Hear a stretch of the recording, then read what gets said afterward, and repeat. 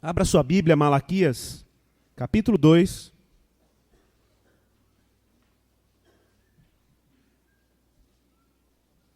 Leremos do verso 1 até o verso 9, dando continuidade à nossa série sobre o profeta Malaquias.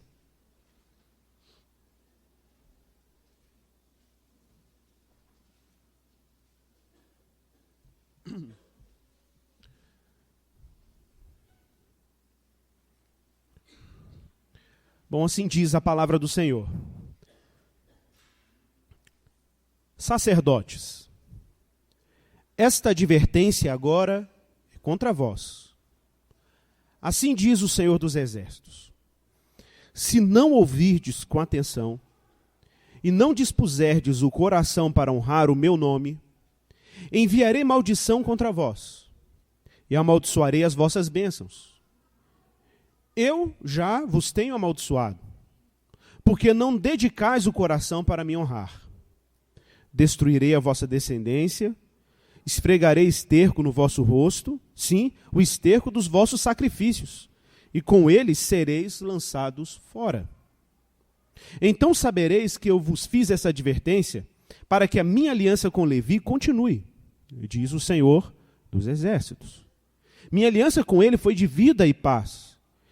E dei-lhe isso para que me temesse, ele me temeu e tremeu por causa do meu amor. A verdadeira instrução estava em sua boca, e a maldade não se achou em seus lábios. Ele andou comigo em paz e retidão e desviou muitos da maldade. Os lábios do sacerdote devem guardar o conhecimento, e da sua boca os homens devem procurar a instrução na lei, porque ele é mensageiro do Senhor dos Exércitos. Mas vos desviastes do caminho, fizestes tropeçar muitos pela vossa instrução. Quebrastes a aliança de Levi, diz o Senhor dos Exércitos. Por isso também fiz com que fosseis desprezados e humilhados diante de todo o povo, pois não guardastes os meus caminhos, mas mostrastes parcialidade na aplicação da lei. Oremos. Pai, em nome de Jesus, nós precisamos da tua ajuda. Nós não temos condições de transmitir a tua palavra sem que o Senhor nos dê recursos para isso. O Senhor nos dê graça, nos dê discernimento, nos dê um coração hospitaleiro à tua vontade, um coração sensível à palavra do Senhor. Pai, nós cremos que a tua palavra tem o poder de iluminar os nossos corações se o teu Espírito assim operar. Palavra que às vezes para a gente parece tão complexa, difícil de ser entendida, mas se teu Espírito nos iluminar, se ele abrir o nosso coração, abrir os nossos olhos, seremos iluminados. Ajude aquele que instrui na palavra e aquele que escuta a palavra, para que ambos sejam igualmente frágeis e vulneráveis no acolhimento da tua palavra. Livra-nos de toda pretensão. Nós precisamos do teu auxílio, Senhor, e que Cristo seja honrado, sempre honrado por tua palavra, Senhor. É a nossa oração como igreja de Jesus. Amém.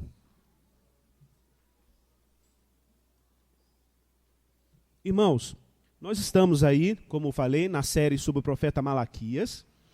Você já deve ter ouvido algumas introduções aqui, né? A gente tem uma tendência sempre a dar uma reintroduzida, porque vai esclarecendo, né? A gente vai se situando. E também tem muita gente que vai chegando, às vezes, no meio da série, no segundo ou terceiro encontro da série.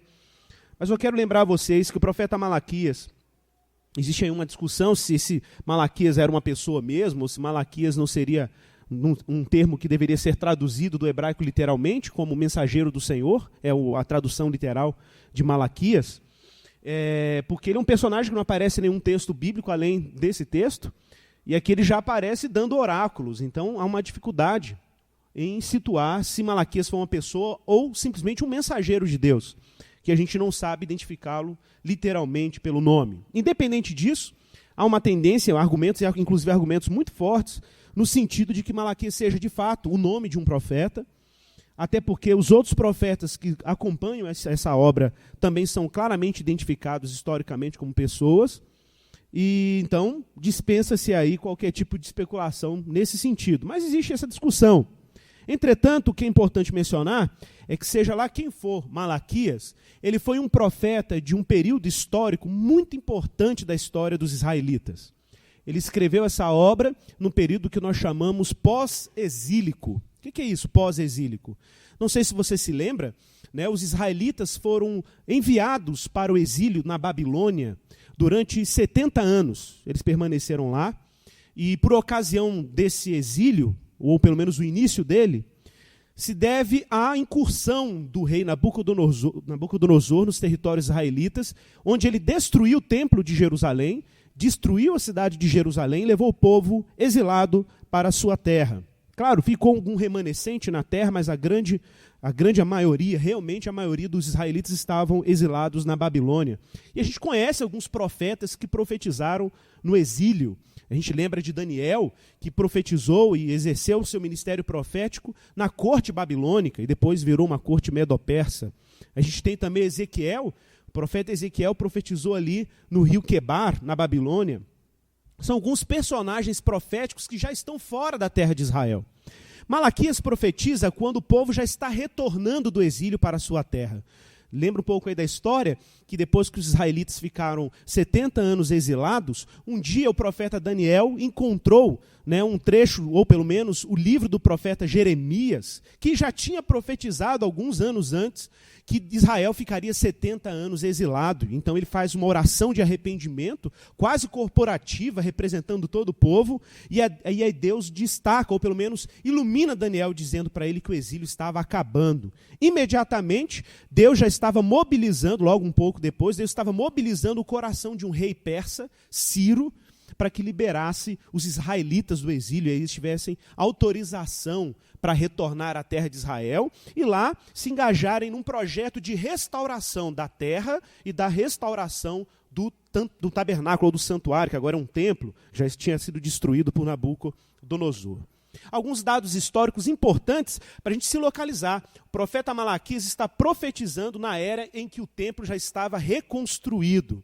O templo já estava reconstruído. Se você lê Esdras, lê Neemias, que são obras que falam ou textos que falam da reconstrução de Jerusalém, não sei se você se lembra lá, que os anciãos de Israel choravam quando viam os fundamentos do templo sendo relançados, ou o templo sendo refundado.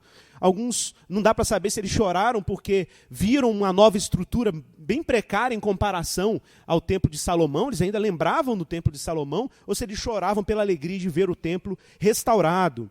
De qualquer forma, é importante mencionar que o profeta Malaquias dirige a sua admoestação, a sua exortação, a sua palavra, a sua advertência, como nós lemos aqui, a um povo, ou pelo menos a uma nação, que lidava com o templo de forma muito arrefecida, muito fria, muito indiferente.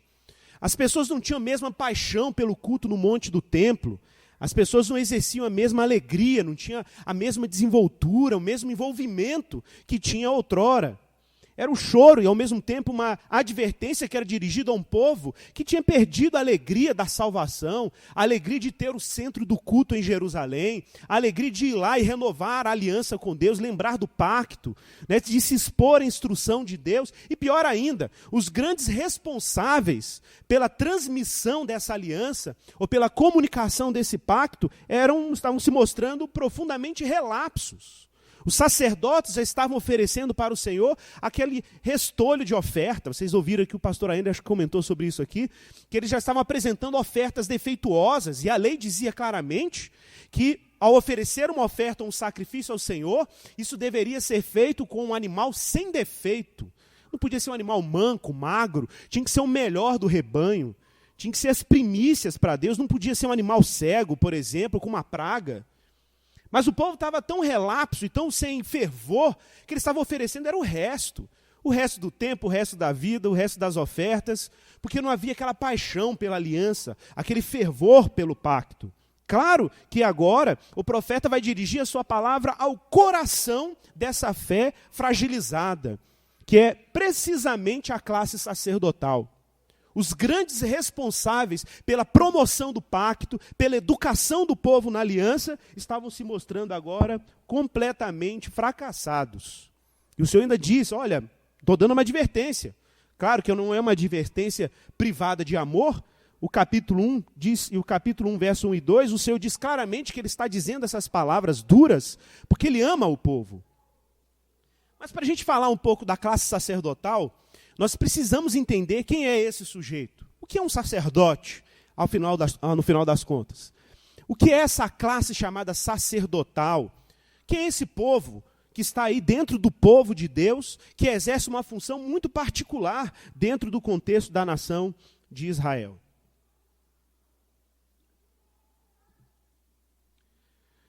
Bom, é importante lembrar que no caso dos israelitas, a função dos sacerdotes, ou pelo menos vamos dividir aqui essa classe sacerdotal, de qualquer forma, todo sacerdote israelita, ele deveria ser ligado a uma tribo específica dentro de Israel, era chamado tribo de Levi.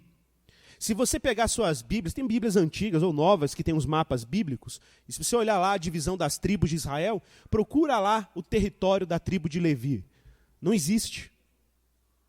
Era a única tribo não territorial em Israel. Lá em Levítico é dito, o Senhor diz isso para os levitas, que a vossa herança é o Senhor. O Senhor era a herança de Israel, ou dos levitas. Os levitas não tinham território. Os levitas dependiam das ofertas, dos dízimos, dependiam da manutenção do templo. O templo os mantia. Mas os levitas não tinham terra, não tinham território para si. Era uma nação, era um povo sacerdotal. Além disso, os levitas, dentro da comunidade levítica, você tem 3 classificações. Pelo menos no ofício do tabernáculo ou do templo, que era onde eles trabalhavam.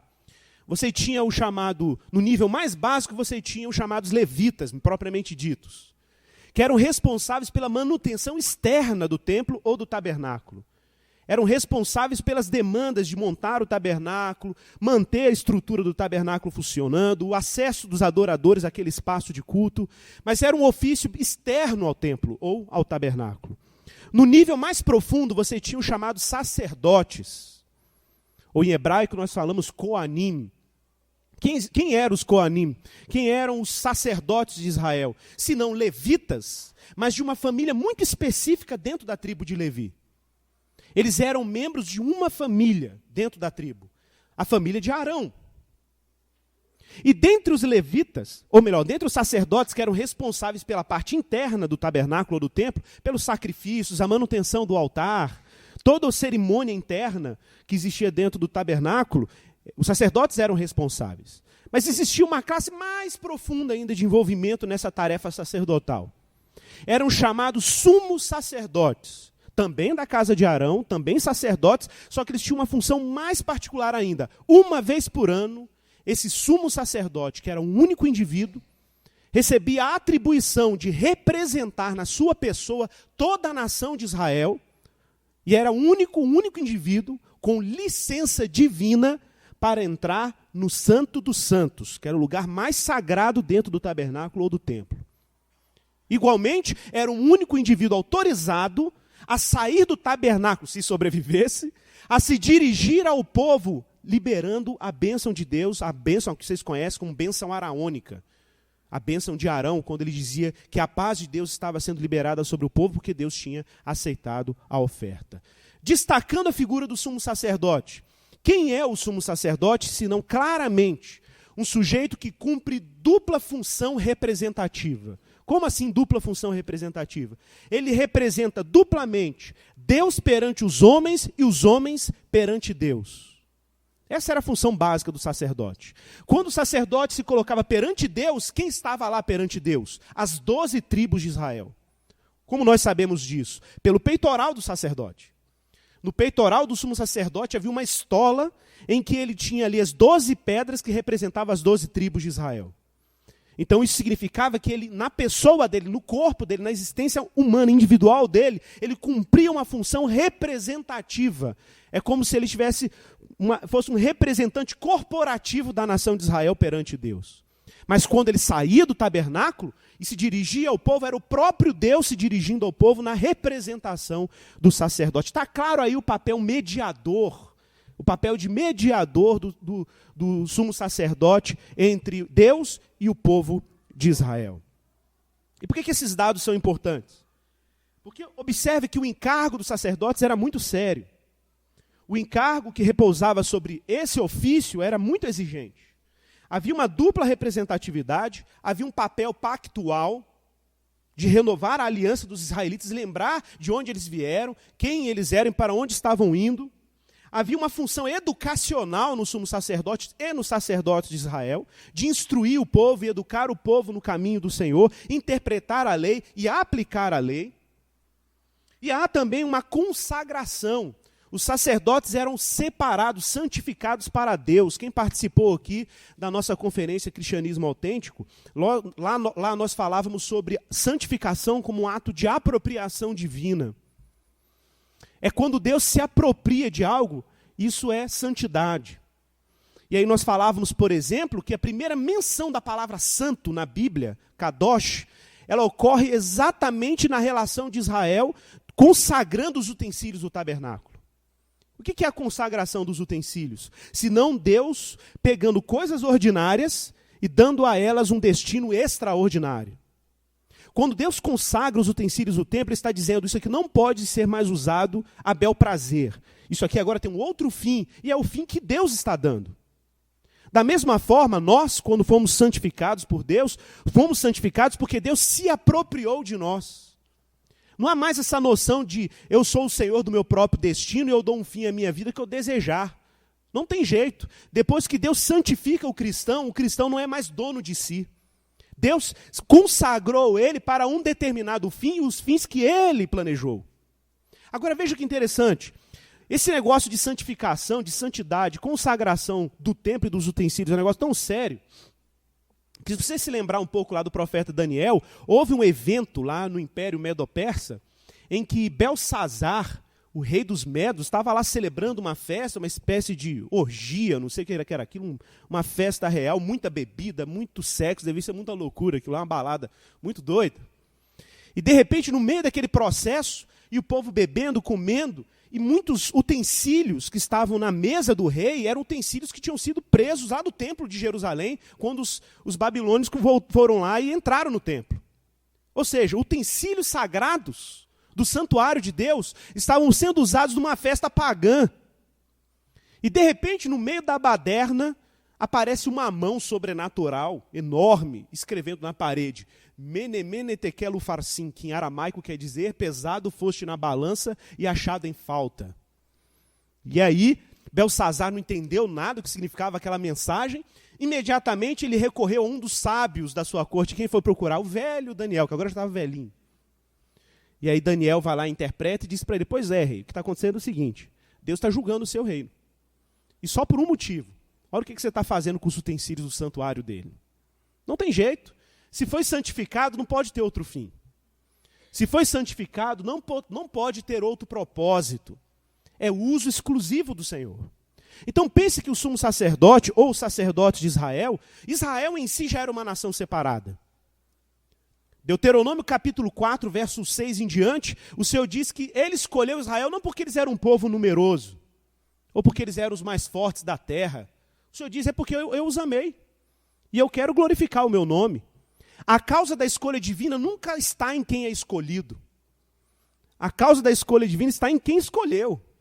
E Deus escolheu e deu um destino. Deus escolheu e deu um propósito. E ele falou, vocês são nação santa, povo separado, e vocês são uma nação de sacerdotes.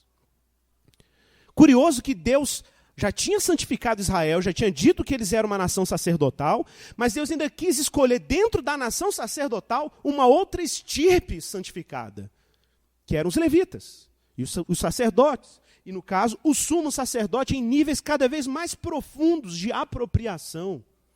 Que coisa interessante. Mas eu quero chamar a sua atenção para um outro detalhe. Meus irmãos, o sacerdote tinha essa função mediadora, representativa, tinha essa função intercessora pelo povo. O sumo sacerdote colocava em risco a sua vida de forma constante ao entrar no santuário de Deus, porque Deus podia simplesmente fulminá-los, Deus podia simplesmente eliminá-los por qualquer tipo de fraqueza moral, ou algum tipo de fragilidade, ou se a oferta não fosse feita de forma adequada. A gente tem alguns casos na Bíblia de gente oferecendo fogo estranho no altar e Deus consumindo, né, porque o Deus era muito exigente com o seu santuário. com o lugar do seu culto. Mas o que é interessante nesse texto de Malaquias é que Deus dirige a sua palavra aos sacerdotes e aos levitas porque eles não estavam mais instruindo o povo. Eles não estavam mais transmitindo a aliança para o povo. Eles estavam torcendo a verdade, distorcendo a aplicação da lei. Havia parcialidade na aplicação da palavra de Deus e o povo estava se deseducando no caminho do Senhor. E é estranho, porque de repente no texto você vê palavras muito fortes, Deus dizendo, eu vou esfregar esterco na cara de vocês. O esterco que vocês rejeitam das ofertas, e de fato era parte do processo cerimonial, tirar as entranhas do animal junto com o esterco e tirar isso fora e o resto ser ofertado. E Deus está dizendo, eu vou pegar esse restolho que vocês rejeitam e vou esfregar na cara de vocês, porque vocês estão profanando a aliança que eu firmei com Levi, a aliança sacerdotal. Queridos, preste atenção nisso que eu vou falar agora. É claro que Deus está deixando claro, desde a leitura de Gênesis, quando nós vemos ali o evento, o próprio pacto abraâmico, quando Deus firma uma aliança com Abraão, que essa aliança, a aliança de Deus com o povo, ou a aliança de Deus com gente dele, se dá pela mediação de alguma coisa ou de alguém. Deus não tem necessariamente uma relação, preste bem atenção nisso, uma relação sem mediação conosco. Observe que mesmo nós cristãos que estamos na nova aliança, a nossa relação com quem Deus não é sem a presença da mediação de alguém. Isso já indica, pelo menos, a majestade do Deus com o qual nós nos relacionamos. Que existe algum tipo de densidade na glória de Deus que nós não suportamos. Existe alguma informação, eu estou usando essa palavra porque eu não tenho outra para usar. Existe alguma informação em Deus que é informação demais. Que se não passar pelo processo da mediação de alguém, se alguém não for lá no Monte Sinai e voltar para nos contar como é, a gente não dá conta de quem Deus é em si mesmo. Para vocês terem uma noção do que é isso.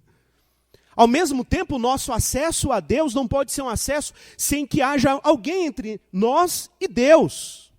Isso está claro em toda a história de Israel, na presença dos sacerdotes, o papel que eles representavam junto à nação de Israel.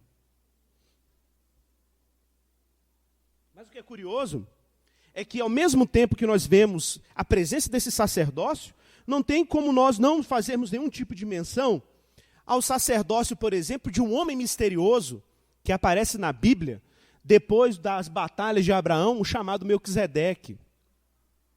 Melquisedeque era misterioso mesmo. Não tinha genealogia, ninguém sabe qual era a ancestralidade dele. Era um rei que ao mesmo tempo era sacerdote, era um sacerdote que ao mesmo tempo era um rei. Diz o texto que ele era sacerdote do Deus Altíssimo. O seu nome em hebraico, Melquisedec, significa o rei da justiça. Que rei misterioso é esse? Que ao mesmo tempo que exerce função real, tem atribuições sacerdotais. E Abraão oferece para ele o dízimo. Entrega para ele a oferta e pede uma bênção. Olha, se Abraão se curva diante desse indivíduo misterioso, no mínimo era porque ele era maior do que Abraão. Como diz Hebreus, o menor é sempre abençoado pelo maior. E quem é Abraão? Senão o pai, o patriarca que daria origem a Isaac e a Jacó, e de Jacó viriam as 12 tribos de Israel, inclusive a tribo sacerdotal. Quando Abraão se prostra diante de Melquisedeque, Abraão está se prostrando, não é somente Abraão que está se prostrando, toda a nação de Israel e todas as tribos de Israel estão se prostrando na pessoa dele. Mostrando o quê? Que já lá em Abraão, Deus estava apontando para um sacerdócio novo, para um sacerdócio superior ao sacerdócio levítico, ao sacerdócio araônico. Deus já estava apontando para um tempo em que ele proveria um mediador eficaz, um mediador eterno, maior do que o próprio patriarca, que deu origem a todas as tribos, inclusive aquela de estirpe sacerdotal. Isso aponta para algo. Olha que interessante. Eu sei que isso pode parecer óbvio, mas você sabe que nós cristãos chamamos Jesus de Cristo, e a Bíblia nos revela o Jesus com esse título, por um motivo muito simples, e é bom sempre lembrar isso. Cristo, é óbvio que não é o sobrenome de Jesus. A gente fala Jesus Cristo, parece que o Cristo é o segundo nome dele, né? É claro que Cristo não é o sobrenome de Jesus. E por que não é o sobrenome de Jesus? Cristo é uma palavra grega. Significa ungido, untado com óleo.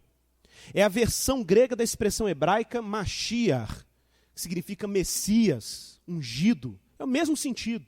Onde você lê na Bíblia Jesus Cristo, você poderia ler perfeitamente Jesus Messias. E poderia ler perfeitamente Jesus ungido. E por que ele é ungido de Deus? Por que ele é o Cristo de Deus, o Messias de Deus? Porque ungido, untado com óleo, era uma performance que os israelitas faziam para a ordenação de 3 ofícios em Israel. Haviam pelo menos 3 classes em Israel que eram consagrados com óleo. Os profetas eram consagrados com óleo para o ofício profético. Só você lembrar do texto bíblico lá, quando Elias unge Eliseu com óleo, consagrando para o profetismo. Os sacerdotes eram ungidos com óleo, isso está lá claramente escrito no Pentateuco. E os reis também eram consagrados com óleo. Lembra da unção de Davi quando se tornou rei de Israel? Isso significa, gente, seja lá quem for o Messias que viesse, para nós é claro que é Cristo Jesus, mas é óbvio que se você retomar ao texto bíblico, você tem que lembrar disso, que seja lá quem for o Messias, ele tem que cumprir 3 atribuições. Ele tem que ser profeta, ele tem que ser sacerdote e ele tem que ser rei. E Jesus concentra na pessoa dele o sacerdócio, o profetismo e a realeza. Mas nós precisamos dar evidências para isso. Nós temos que sustentar o sacerdócio de Jesus, sustentar a realeza de Jesus e o caráter profético de Jesus, se é que nós cremos que ele é o Messias. E isso exige de nós alguma habilidade para compreender nas Escrituras se ele se encaixa nessas atribuições. Porque se Jesus falhar em alguma dessas atribuições, ele não é o Messias. É um farsante. Ele é um farsante. Agora, se ele se encaixa dentro dessas atribuições, nós estamos diante daquele que haveria de vir de fato. Agora, preste atenção num detalhe curioso. Mateus capítulo 12, abra sua Bíblia comigo. Mateus capítulo 12.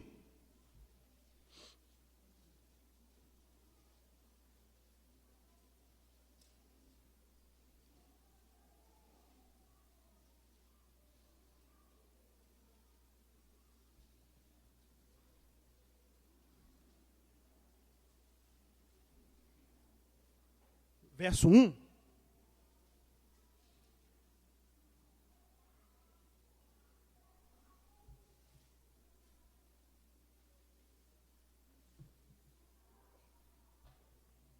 Um evento clássico da Bíblia, Jesus está aí no dia de sábado com seus discípulos. E olha o que acontece. Naquele tempo, Jesus passou pelos campos de cereais num dia de sábado. E os seus discípulos, sentindo fome, começaram a colher espigas e a comer. Vendo isso, os fariseus lhe disseram: olha, os teus discípulos estão fazendo o que não é permitido no sábado. Ele, porém, lhes disse: acaso não lestes o que Davi fez quando ele e seus companheiros tiveram fome? Como ele entrou na casa de Deus e com eles comeu os pães consagrados que não lhe era permitido comer, nem a seus companheiros, mas somente aos sacerdotes? Ou não lestes na lei que aos sábados os sacerdotes no templo infringem o sábado e ficam sem culpa? Mas eu vos digo que aqui está quem é maior do que o templo. Se, porém, soubesses o que significa quero misericórdia e não sacrifícios, não condenaríeis os inocentes, porque o Filho do Homem é Senhor do sábado. Interessante esse texto. Genial, para ser mais sincero. Jesus está lidando com um dilema tipicamente judaico daquela época, que eram os limites da transgressão do sábado. Os discípulos de Jesus estão colhendo espigas. Não era espiga de milho, porque não tinha milho em Israel.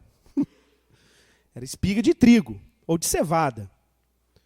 E eles estavam pegando trigo e cevada da beira do campo, que de acordo com a lei do Antigo Testamento, do Pentateuco, há uma instrução lá que os israelitas, ao plantar, eles não poderiam colher, os frutos ficavam à beira do campo, porque os frutos que ficavam à beira do campo era para o peregrino, para aquele que ia peregrinando para Jerusalém, ele podia pegar um alimento ali e se sustentar.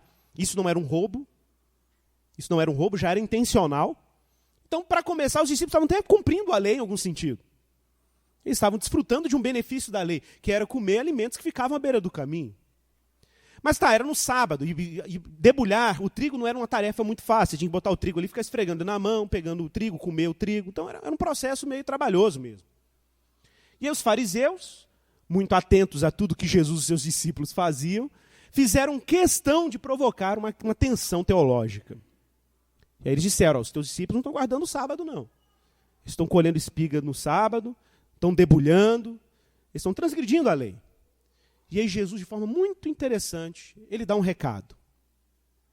Jesus vem e diz assim, olha, o negócio é o seguinte, vocês lembram lá no livro de Samuel, ele não cita-se literalmente, mas ele sabia onde estava o texto, lá no livro de Samuel, teve um evento que está narrado lá, que Davi, em uma de suas batalhas, entrou com seus companheiros de guerra dentro do santuário.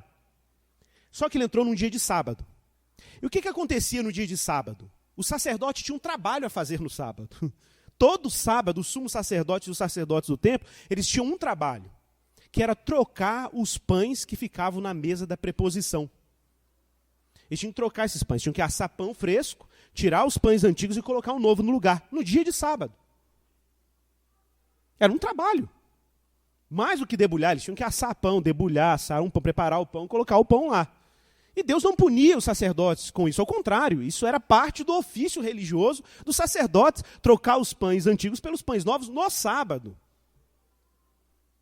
Isso já era o primeiro problema. O segundo problema era que Davi teve fome, chegou para o sacerdote e falou, meus amigos aqui estão passando fome, o que você tem para comer? Ó, cara, só tem um pão que a gente tirou do altar. Tiramos lá na mesa dos pães da preposição, é pão sagrado. Aí o sacerdote fala assim, tudo bem, pode ser. Aí o sacerdote vai e fala, olha, só tem um problema, seus soldados não podem ter deitado com mulheres não, que o pão é muito sagrado, então aí vocês podem comer. Porque de acordo com a lei judaica, né, os judeus quando iam para a batalha, os israelitas quando iam para a batalha, eles não podiam deitar com mulheres. Era uma exigência da lei. Aí ele disse, não, nós fizemos como de costume, ninguém aqui deitou com mulheres. Então beleza, pode comer o pão consagrado. Ué, o que é isso? Que exceção é essa que há na regra? Bom, primeiro que eu quero chamar a sua atenção é o fato de que no santuário de Deus não existe descanso. Que nos domínios de Deus não existe descanso. Nos domínios de Deus, como disse Jesus, ele trabalha e o Pai dele trabalha também. Nos domínios do santuário de Deus e do novo projeto sacerdotal de Jesus, nesse sentido, o sábado é levado à sua plenitude. Agora veja que curioso. Jesus diz claramente no texto que aqui está quem é maior do que o templo. Jesus está deixando claro que mais do que o templo, mais do que o sacerdócio, eles estavam diante daquele que era maior do que qualquer santuário.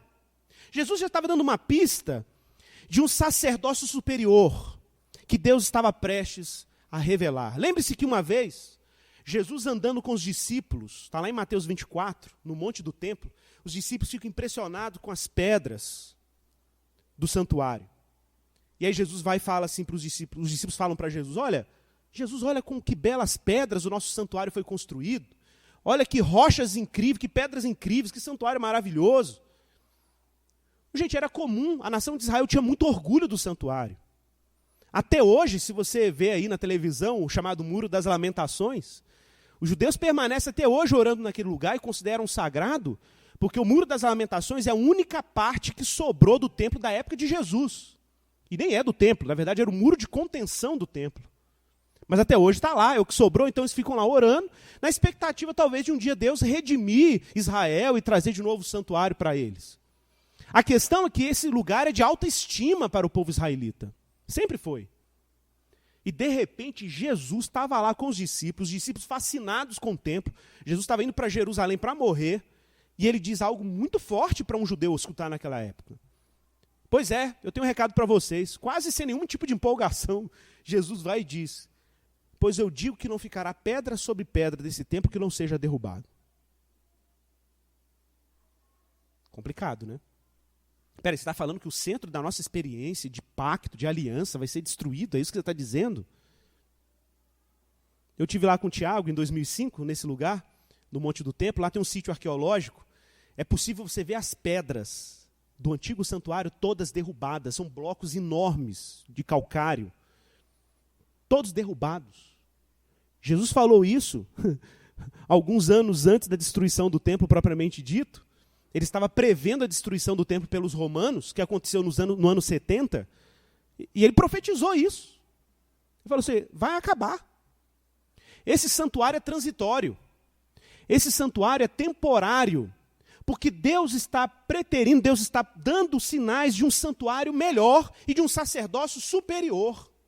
Que esse tabernáculo terreno, esse templo terreno, não dá conta de conter.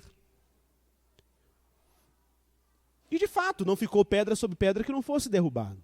O santuário foi destruído. Entretanto, Jesus está dando sinais de que Deus está oferecendo para o mundo e para Israel um novo sacerdócio, muito melhor do que o antigo, ligado à casa de Arão. E onde está o argumento bíblico para esse sacerdócio superior? Esse sacerdócio que não fracassa como o sacerdócio aqui do livro de Malaquias. Esse sacerdócio que carrega em si a plenitude de tudo que Deus havia planejado.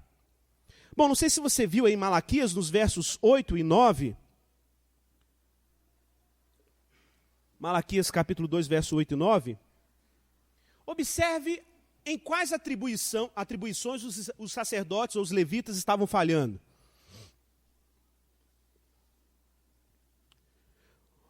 Vos desviastes do caminho, fizestes tropeçar a muitos pela vossa instrução, quebrastes a aliança de Levi, por isso também fiz que fosseis desprezados e humilhados diante do povo, pois não guardastes os meus caminhos, mas mostrastes parcialidade na aplicação da lei. Então os sacerdotes pós-exílicos estavam falhando em quais funções? Eles estavam desviando pessoas do caminho, distorcendo a doutrina, quebrando o pacto sacerdotal ou levítico e estavam aplicando a lei de forma parcial. 4 falhas no sacerdócio da era pós-exílica.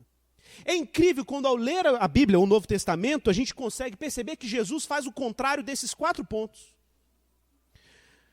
Desviados do caminho, Jesus vem e fala, eu sou o caminho, a verdade e a vida. Distorções doutrinárias. Ora, Jesus é a palavra que se fez carne e habitou entre nós. Ele é o verbo de Deus que se fez carne e habitou entre nós. Ao contrário, basta olhar para o Sermão da Montanha e você vai perceber minimamente a competência que Jesus tem para ensinar as pessoas no caminho que elas devem seguir.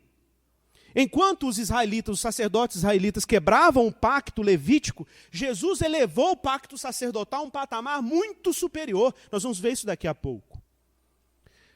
E quanto à lei? A parcialidade na aplicação da lei. De novo, olha o Sermão da Montanha, Mateus capítulo 5, verso 17, Jesus diz, não penseis que vim abrogar a lei ou os profetas. Não vim para abrogar, mas para cumpri-la. No termo grego original, cumprir é a palavra plerossai, significa levá-la à plenitude. Então Jesus é o sacerdote que está cumprindo todas as atribuições que um sacerdote deveria fazer, mas não fracassou. Ao contrário, Jesus está elevando esse sacerdócio até sua plenitude. E quem é Jesus, senão um sumo sacerdote que se revela a nós de forma misteriosa, mas ele precisa se encaixar em um atributo. Tem um critério aí que talvez a gente pode ter dúvida se Jesus é sacerdote ou não. Olha, nós sabemos que Jesus, para ser profeta, não há nenhum problema. Qual o problema de Jesus ser um profeta? Ele era israelita. Plenamente perfeito de ser um profeta. Então, primeira atribuição de ungido, de Messias, está resolvida. Jesus ser rei, genealogicamente falando, não há nenhum problema. Paulo vai dizer isso lá em Romanos capítulo 1, que ele é filho de Davi segundo a carne. Nós vamos ver o cego e as pessoas na sociedade israelita da época de Jesus chamando ele de filho de Davi. Nenhum problema, ele é filho de Davi, ele é de uma casa real dentro da tribo de Judá. O problema é que para Jesus ser sacerdote, de acordo com a lei, num primeiro momento, você podia dizer assim, de acordo com a lei, ele tinha que ser ligado a outra família, a outra tribo. Jesus tinha que ter algum tipo de ligação com a tribo de Levi, em particular com a casa de Arão, para ser sumo sacerdote, ou ser sacerdote. E qual é o problema? O problema é que Jesus não é dessa tribo. Ele é de outra. Ele é de Judá. Tribo de reis, não é tribo de sacerdotes. Ué, então como que Jesus pode ser o Messias plenamente? Porque tem que ter os 3 papéis nele. Ele tem que ser rei, sacerdote e tem que ser profeta. Então, como que ele exerce o seu sacerdócio? Gente, isso parece um bug, né, no sistema aí, não parece? É muito comum a gente ouvir esse tipo de objeção. Por exemplo, quando eu falo um pouco da fé cristã para alguns amigos judeus, essa objeção com alguma frequência aparece. Jesus não era de uma casa sacerdotal. Jesus não era de estirpe sacerdotal. Como que ele pode exercer uma atribuição que ele não tem por direito tribal? Ô, gente, isso é tão sério na teologia do Novo Testamento, que o autor de Hebreus escreve uma carta inteira para provar o sacerdócio de Jesus. E para construir o argumento de onde vem o sacerdócio dele.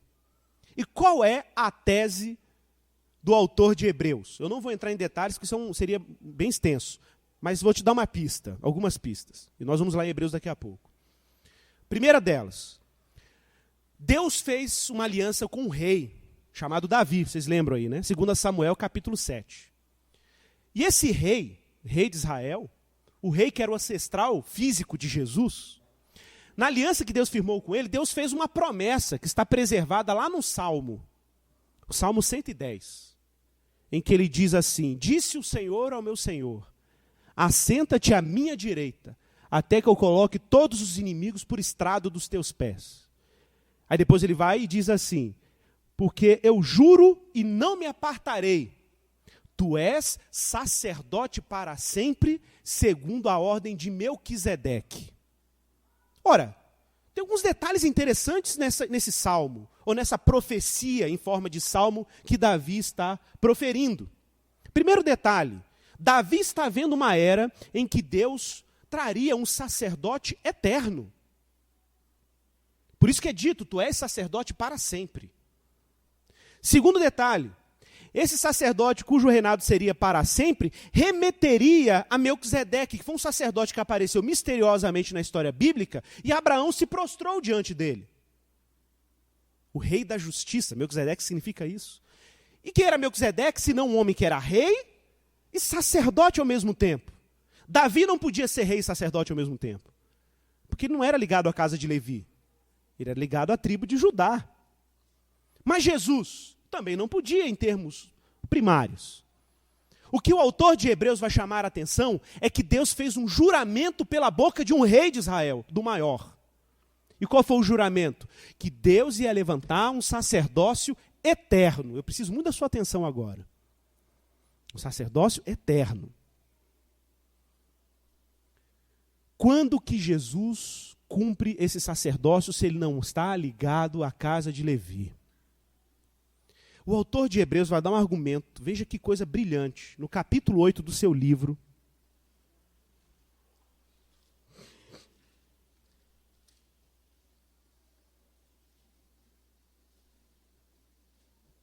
Verso 1.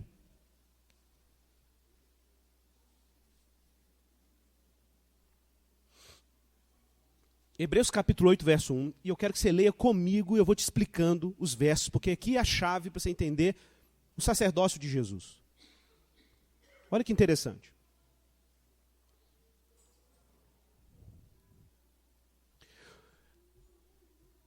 O autor vai dizer, o ponto principal do que estamos dizendo é este. Então está claro que o autor de Hebreus está dizendo, a nossa tese central, o nosso argumento central é esse. Qual é o argumento central do autor de Hebreus? 2 pontos.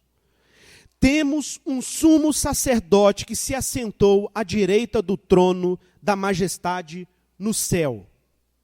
Isso está perfeitamente compatível com o Salmo 110. Assenta-te à minha direita até que eu coloque todos os inimigos por estrado dos seus pés. Verso 2. Ministro do santuário e do verdadeiro tabernáculo que o Senhor ergueu e não um homem. Ué, o que é isso? Então tem outro tabernáculo além daquele de Moisés? Tem outro santuário, além daquele que Salomão, e depois Esdras e Neemias restauraram, e depois Herodes reformou? Existe um outro lugar, um outro santuário, ao qual o Filho de Deus, Jesus, entrou para exercer um sacerdócio? Verso 3. Pois todo sumo sacerdote é constituído para apresentar ofertas e sacrifícios. Por isso era necessário que este sumo sacerdote também tivesse alguma coisa para oferecer. Olha, é óbvio, Se os sumos sacerdotes do Antigo Testamento, ao entrarem no santuário, tinham que oferecer ofertas e sacrifícios, parece óbvio que Jesus, ao entrar nesse santuário misterioso, nós vamos ver daqui a pouco o que é isso, tinha alguma coisa, ele teria que levar alguma coisa consigo. Ele não pode entrar no santuário de Deus sem levar uma oferta. Verso 4. Se ele estivesse na terra, Jesus, nem seria sacerdote, uma vez que existem os que apresentam ofertas segundo a lei. A quem o autor está se referindo? Aos levitas e sacerdotes ligados à tribo física de Israel, a tribo de Levi e à casa de Arão. Mas ele está dizendo, Jesus não poderia exercer sacerdócio na terra, é isso que ele está dizendo. E outro texto, lá no capítulo 7, diz claramente, Jesus era de outra tribo, era da tribo de Judá. Verso 5.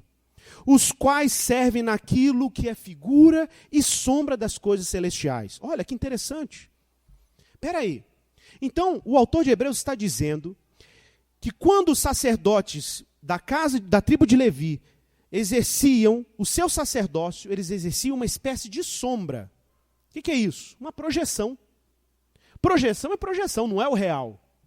Sombra é reprodução, mas não é o original. O que ele está dizendo aqui no final das contas, a tese do autor de Hebreus, é que quando você olhava para o templo de Salomão e você viu os sacerdotes trabalhando, toda aquela performance religiosa de servir, de fazer cerimônia, rito, levantar os pães e fazer aquelas orações, as ofertas, lavar os animais, aquilo apontava, aquilo era uma espécie de projeção, uma sombra, uma reprodução de algo original e algo celestial, é o que o texto está dizendo, sombra das coisas celestiais. E o texto continua. Por isso, foi Moisés avisado quando estava para construir o tabernáculo. Atenção para o aviso que foi dado a Moisés. Faça tudo conforme o modelo que te foi mostrado no monte. Esse trecho aí é um texto de Êxodo. Moisés, quando foi construir o tabernáculo, Deus deu para ele uma visão e falou para ele, faça tudo conforme esse modelo. Qual é a tese do autor de Hebreus? Que quando Moisés construiu o tabernáculo terreno, aquilo era uma reprodução de um santuário que já existia. Um santuário eterno, fundado, como diz o autor de Hebreus, em superiores promessas. O verdadeiro tabernáculo, como diz no verso 1, que não foi feito por mãos humanas. O tabernáculo terreno produzido por Moisés é apenas uma projeção de uma habitação eterna que Deus está reservando para revelar a toda a humanidade.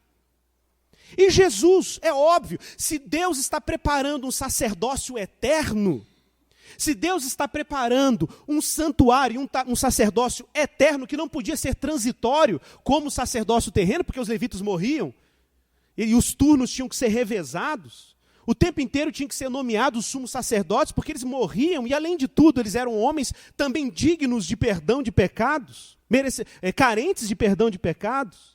Isso está claro que isso era transitório. Vendo Deus que Deus estava preparando para o povo de Israel um sacerdócio eterno, seja lá quem for Jesus, ele não podia ser um sacerdote terreno. Porque se ele fosse um sacerdote terreno, ele ia cair no mesmo rito temporário do sacerdócio entre os levitas. Então o que Deus fez? Jesus não pode exercer seu sacerdócio no tabernáculo, que é apenas uma reprodução. Jesus, para ser o sacerdote dos sacerdotes e ser maior do que o templo, como ele mesmo disse, ele tem que entrar num santuário superior. Jesus tem que exercer a sua intercessão e a sua mediação no original, não é na cópia. Por isso que quando Jesus está lá no Monte das Oliveiras, e ele está subindo aos céus entre as nuvens, os discípulos estão olhando para ele, fica nítido para qualquer pessoa minimamente familiarizada com os ritos do templo do Antigo Testamento, que aquele evento da ascensão de Jesus era o equivalente ao evento do sumo sacerdote entrando no tabernáculo, envolto com a nuvem ou com a fumaça do incenso.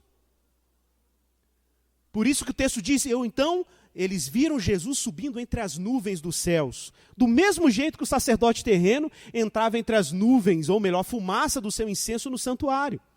Por que Jesus subiu? Jesus subiu porque ele foi exercer sacerdócio na eternidade. Jesus foi interceder por nós. Jesus foi se colocar como um sacerdote eterno, segundo a ordem de Melquisedeque. Acabou a transitoriedade. Por isso que quando ele está na cruz, e ele diz, está consumado, o véu se rasga. Porque na pessoa de Cristo, Deus está abrindo um novo e vivo caminho, no sacerdócio dele, na intercessão dele, para nos apresentar perante Deus, como o sacerdote do Antigo Testamento, que carregava no seu peitoral as 12 pedras das 12 tribos de Israel. Quem é que Cristo está apresentando perante Deus? Deus está apresentando todos os eleitos que se ligaram a Ele, para oferecer uma intercessão definitiva, para oferecer um clamor definitivo a nosso favor. E como o sacerdote do Antigo Testamento, que retornava dizendo as boas novas, dando a bênção de Araão e dizendo que a paz seja convosco, um dia Jesus retornará em glória. E nesse retorno glorioso, nós também veremos, aí tem uma discussão escatológica, eu não vou entrar no pormenor, um dia nós veremos esse verdadeiro santuário descendo dos céus, como está lá em Apocalipse 21, adornada como noiva para o seu esposo. Não é um santuário feito por mãos humanas, mas um santuário preparado pelo próprio Deus, que habitará conosco para sempre. Meus irmãos, está claro que a corruptibilidade sacerdotal, que Malaquias dirige as suas palavras duras, era uma corrupção temporária, porque Deus estava prestes a providenciar um sacerdócio superior. Mas eu quero encerrar com apenas um detalhe. Além de Cristo ser o nosso sacerdote, aprove a Deus, de alguma maneira, estender o sacerdócio de Cristo sobre nós. Por isso que o apóstolo Pedro vai dizer que nós somos raça eleita, sacerdócio real, nação santa, povo de propriedade exclusiva de Deus. E por que Deus nos deu esse sacerdócio que Lutero insistiu tanto em afirmar? O chamado universal sacerdócio dos crentes ou dos santos. Que todos nós exercemos algum tipo de sacerdócio em Cristo. Que essa não era uma exclusividade de uma elite clerical. Que não existe o ungidão, o pastorzão, que é mediador entre você e Jesus. Que Deus nos livre, nós pastores, desse encargo. Na verdade, Deus distribuiu esse sacerdócio a todos os santos.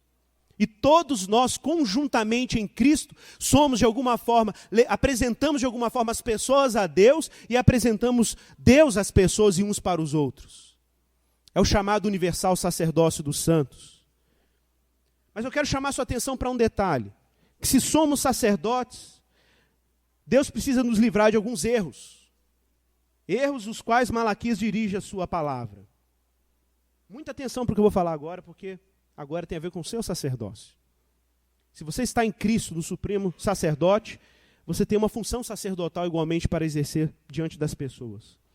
No livro de Malaquias, capítulo 2, observe a estrutura da admoestação de Malaquias aos sacerdotes. Diz o Senhor dos Exércitos, verso 2, se não ouvirdes com atenção e não dispuserdes o coração para honrar o meu nome. O sacerdote precisa ouvir com atenção a palavra de Deus. Por que existia tanta tramóia? Por que existia tanta displicência na função sacerdotal? Porque os sacerdotes já não estavam ouvindo com atenção a palavra de Deus. Mas o texto não diz que eles tinham apenas que ouvir com atenção. Eles também precisavam dispor o coração. Para quê? Observe o texto. Para a glória de Deus. Para que Deus fosse glorificado. Muita atenção a isso, meu irmão. Porque às vezes você está ouvindo a palavra de Deus aqui, mas essa palavra não chega ao coração. Você pode ser um excelente ouvinte da palavra de Deus, mas essa palavra pode ter poucos efeitos sobre a estrutura moral da sua vida. Essa palavra pode não chegar aos teus afetos. E você está ouvindo esse sermão como uma mera informação. Existe um risco muito grande da gente lidar com a palavra de Deus apenas na instância cognitiva. E ela não chegar até os afetos. mudar as nossas disposições. E observe, os sacerdotes estavam trabalhando, é verdade, de forma relapsa, mas estavam trabalhando. E por que o trabalho era mal feito? Porque faltava a doutrina correta e faltava afetos corretos. Alguns sabem que na carta de princípios da nossa igreja, nós temos alguns princípios de referência para a nossa fé aqui na comunidade. Pelo menos é a nossa missão. Que nós precisamos ter aqui doutrina correta, afeto ou disposições afetivas corretas, os sentimentos corretos, e nós precisamos ter uma prática correta. O que nós chamamos de ortodoxia, ortopatia e ortopraxia. Então, se você falhar num desses elementos, vai acontecer algum tipo de desequilíbrio na sua espiritualidade. Se você tiver a doutrina correta, mas a doutrina não atingir os teus afetos, existe uma chance muito grande de você virar um formalista, um cristão árido, um cristão que conhece tudo de doutrina cristã e ser um cristão bom, cristão nominal, confessional, e isso não atingir as instâncias mais profundas da sua existência. Existe uma chance muito grande, se você não tiver a doutrina correta, mas for um ativista, uma pessoa muito interessada na ação cristã, e eu vejo muita gente com essa sede, tem que fazer alguma coisa, mas às vezes falta doutrina, e falta afetos atingidos pela doutrina de Deus, e você se tornar um ativista, se tornar um legalista. Uma pessoa que acha que a sua espiritualidade está fundada no que você faz. Existem, por exemplo, crentes que fazem muita questão de ter os afetos mobilizados de alguma forma, que querem sentir alguma coisa no culto, mas aí acabam caindo numa espécie de espiritualidade superficial, em que você precisa o tempo inteiro exigir do culto, que o culto te faça sentir alguma coisa. E aí é fácil para o pregador criar frases de efeito, falar frases de efeito, coisas que podem provocar a sua emoção, e isso não atingir as estruturas mais profundas da sua vontade e do seu intelecto. E você não ter recursos para se colocar como cristão no mundo. Você é um cristão sentimentalista. Toda a desordem do sacerdócio de Israel estava num desequilíbrio entre doutrina correta, afetos ou emoções corretas e prática correta. Estava tudo desequilibrado. Eu vou citar aqui um trecho de João Calvino, nas Institutas, em que ele fala sobre a doutrina chegar até os afetos. Calvino diz assim: pois este evangelho não é doutrina de língua. Século XVI. Veja como é atual. Não é doutrina de língua, mas de vida. E não se aprende unicamente com o intelecto e a memória, como qualquer outra disciplina. Mas quando essa doutrina é recebida, ela possui, afinal, toda a alma humana e encontra sede e receptáculo no mais profundo no coração. Concedemos, então, prioridade à doutrina em que se apoia a nossa fé, visto que dela advém a nossa salvação. Entretanto, é necessário que a doutrina penetre em nosso peito e chegue a nossos costumes e de tal modo nos transforme que não nos seja assim infrutífera. Evangelho cuja eficácia deveria penetrar nos nossos afetos mais íntimos do coração, 100 vezes mais do que as frias advertências dos filósofos, e assentar-se na alma e afetar o homem em sua totalidade. Meu irmão, o que você está ouvindo aqui tem que atingir você por inteiro. O exercício do nosso sacerdócio em Cristo depende disso. Depende de uma palavra que atinja os nossos afetos, que mude as nossas disposições internas. Você precisa ter o seu coração e a sua vida assaltada pela verdade evangélica. E quando a verdade evangélica atingir o seu coração, os seus afetos, as suas pulsões, a sua estrutura visceral vai apontar para Jesus. Não é simplesmente uma teoria cognitiva, eu dizendo para você o que você tem que fazer, não é uma instrução mental. Não é uma linha num programa que vai mudar a sua rotina. É que a doutrina cristã precisa ter eficácia no espírito de atingir os lugares mais profundos e a sua disposição moral existencial mudar com isso. Aquela experiência wesleyana do coração estranhamente abrasado. Aquela experiência dos discípulos andando com Jesus no caminho de Emaús, sem saber que era Jesus, e sentiu o coração pegando fogo, enquanto o mestre lhes ensinava. Eu não estou falando de um sentimentalismo barato, eu estou falando de um avivamento evangélico, literalmente. Eu sei que essa palavra avivamento está tão desgastada, porque as pessoas associam avivamento àqueles encontros de efervescência emocional, mas eu estou falando de um avivamento que começa com uma conversão real ao Evangelho. Quando os nossos olhos se voltam para a verdade do Evangelho, para quem Cristo é. E aí você realmente experimenta as suas estruturas internas sendo reacendidas. E aquela aridez, aquela mornidão, é superada por uma esperança fresca, por uma esperança renovada. E a morte não se torna mais uma ameaça. Aí sim, o exercício do seu sacerdócio será consistente, porque ele é baseado num ouvido que escutou a verdade, mas num coração que assentiu a verdade, que acolheu a verdade. E é claro, a sua oferta vai ser diferente, o seu exercício sacerdotal será igualmente diferente. Quero orar por você. Lembre disso, Jesus é o nosso supremo sacerdote e você está ligado a Ele. Se você se dirigir a Deus, você não vai ser consumido pelo fogo da ira dele. Porque entre você e Deus, existe um sacerdote que se tornou oferta em nosso lugar. Abraão acertou. Deus proverá uma oferta para o sacrifício. E ele proveu. Jesus recebeu a justa indignação, a justa ira, que era para nós, no seu próprio corpo. E ele elevou-se no supremo perfeito santuário, que não foi feito por mãos humanas. Creia nisso, meu irmão. Creia nesse sacerdote sem culpa, sem mácula, sem defeito. Que essa verdade sobre quem Jesus é, chegue às instâncias mais profundas do seu coração.